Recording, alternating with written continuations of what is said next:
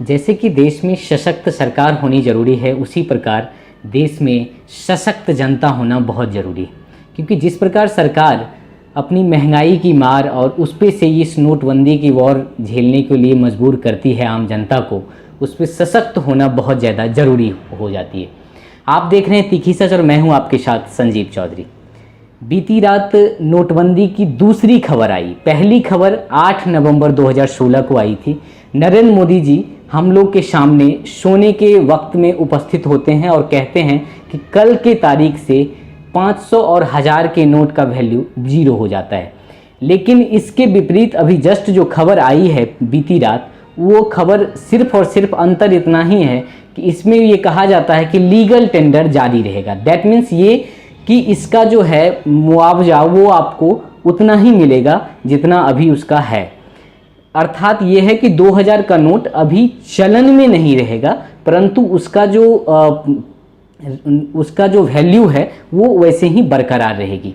लेकिन अगर आप बात करें कि आखिर ये मार्केट में क्या चल पाएगा, तो ये जनरली अगर वास्तविकता पे बात करें तो आप मान के चलिए कि अगर कोई व्यवसायी है, मैं आपका कस्टमर हूं, मैं आपके पास 2000 का नोट लेके आता हूं, आप हमसे अगर ले लेते हैं और वो 2000 का नोट को आप अपने पास अगर रखते हैं तो एक निश्चित समय अवधि के दौरान आपको उसको बैंक में जमा कराने जाना होगा। मेरा जो टेंशन था मैंने वो आपको दे दिया, तो ऐसे में आप क्यों लेना चाहेंगे? आप सीधा सीधा ये बोलेंगे कि आप जो है या तो ये 2000 का नोट रख के आप कोई दूसरा नोट दे दीजिए या ऑनलाइन ट्रांजैक्शन कर दीजिए। तो अर्थात ये है कि अभी जनरली आपसे जो भी व्यवसायी है या जो भी दुकानदार है वो आपसे 2000 का नोट लेने में हिचकेंगे ज़रूर। आप नोट लेने में वो ज़रूर आपको मना करेंगे। अर्थात आपको केवल और केवल आपके पास जो ऑप्शन बच जाती है वो है बैंक में ही आपको जाके जमा करवाना पड़ेगा। बस फर्क ये है कि उसका वैल्यू अभी बरकरार रहेगा और उसका जो डिपॉजिट का जो लिमिट है वो थोड़ा सा बढ़ा के दिया गया है। हम अभी इस वीडियो में बात करेंगे कि आखिर कितना लिमिट तक आप जमा कर सकते हैं और उसका निकालने का जो लिमिट है वो कितना है। जमा करने का लिमिट काफ़ी ज़्यादा है, निकालने का लिमिट अलग है, उस सब पे बात करेंगे। उसके साथ ही ये भी हम बात करेंगे कि अगर 30 सितंबर तक आप जमा नहीं कर पाते हैं तो उस रुपये का आप क्या करें ताकि उसका वैल्यू उतना ही आपको मिल सके। उस सब पे बात करेंगे इस वीडियो में, आप बने रहिए अंत तक। अब सबसे पहले अगर इसकी बात करें इसके नफ़ा नुकसान की कि आखिर ये जो नोटबंदी की गई है इसका नफ़ा नुकसान क्या है। हमारे नरेंद्र मोदी जी बहुत ऐसे काम करते हैं जिसके बहुत ज़्यादा फायदे हैं देश के मायने में, और बहुत ऐसे भी काम हुए हैं जिसके बहुत ज़्यादा असफलता नजर आई है। जैसे कि नोटबंदी, जो कि बहुत बड़ी असफलता है। नरेंद्र मोदी जी खुद से उपस्थित होते हैं और कहते ये हैं कि हम सभी भ्रष्टाचारियों को पकड़ेंगे, जितने भी काले धन है उसका रिकवर करेंगे। लेकिन होता इसका विपरीत है, जितने भी काले धन थे वो सभी सफ़ेद में बदल जाते हैं।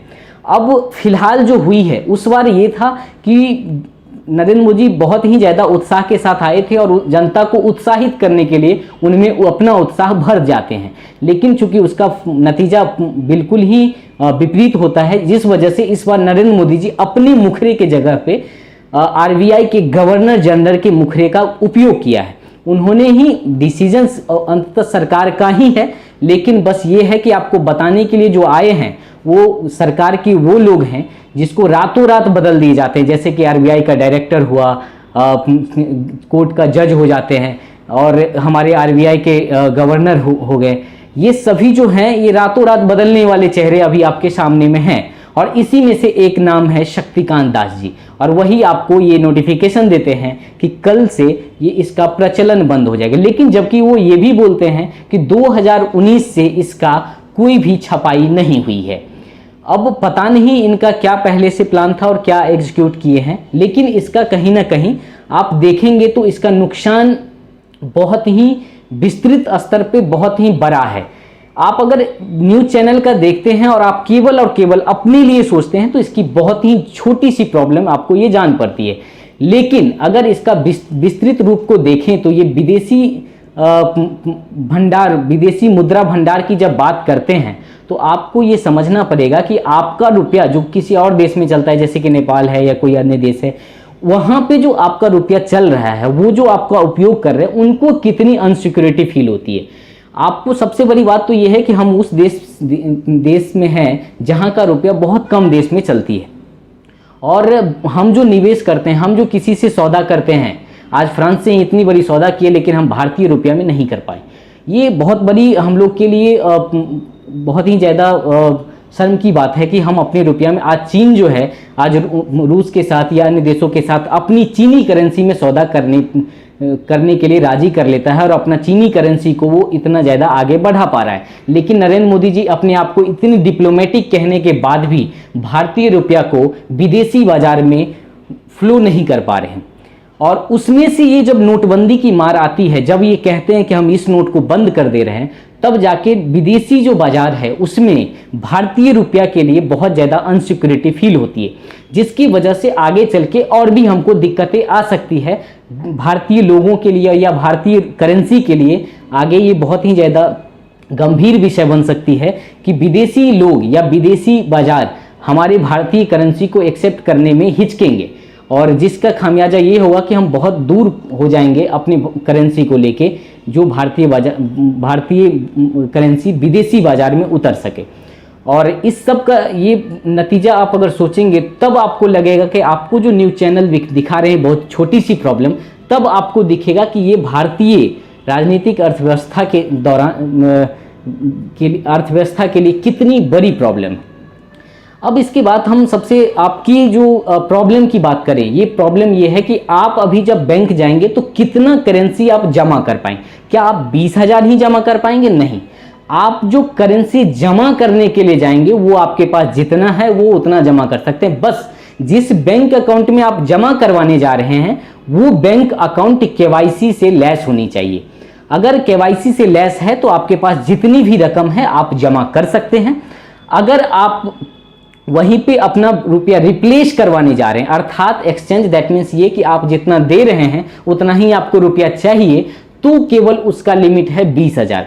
या आप अगर नया रुपया अभी तुरंत जमा किए और तुरंत निकालना चाहेंगे, जो अभी फ्लो चल रही है वो आप तुरंत में जो रिप्लेसमेंट का है वो केवल 20,000 है। लेकिन जमा कराने की जहां तक बात है वो आपके पास जितना भी है वो आप जमा करवा सकते हैं। और सबसे महत्वपूर्ण बात यह है कि अगर 30 सितंबर तक आप जमा नहीं कर पाए अपनी 2000 की करेंसी तो आप क्या करेंगे?